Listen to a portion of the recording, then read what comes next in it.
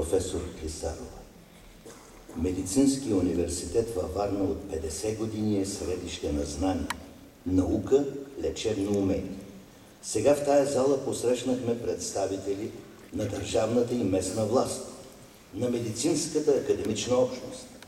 Вие всички, наши съмишленици, симпатизанти, привърженици, приятели, радетели за нашите и на нашите успехи, вие, които същевременно сте успели да съхраните българския дух.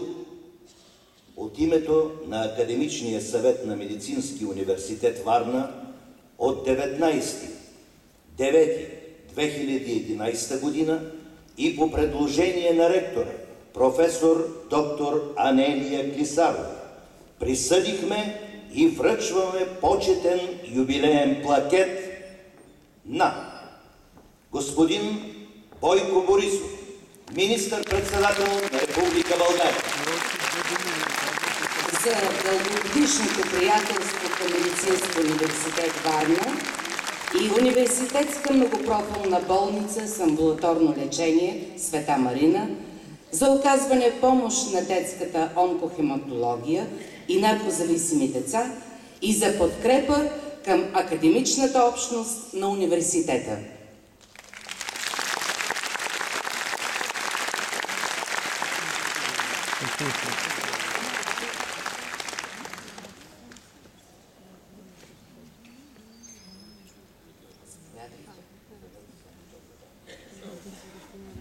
Уважаеми приятели, така ще се обърна към всички вас, депутати, местна власт и, разбира се, Анелия. Само преди няколко дни Министерски съвет за решение предлагаме на президента да бъдеш наградена с орден Кирил и Методий първа степен.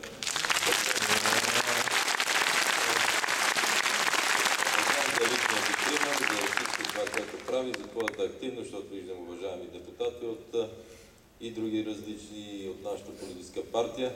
Промените в закона, които направихме, ти беше един от моторите, инициаторите, както искаш го кажи. Така че в наше лице благодаря. Позволи и ние да връчим тази малка статуетка, просто да ти напомням това, което да направите. И още веднъж на всички вас честита 50 годишнина, гордост за българското образование, за българската медицина, за всички нас. Желая на най-близките си приятели винаги едно. Това е здраве, защото вие и произвеждате, и образовате в здраве, и давате здраве, така че и ние да го имаме, както всички вас. Благодаря.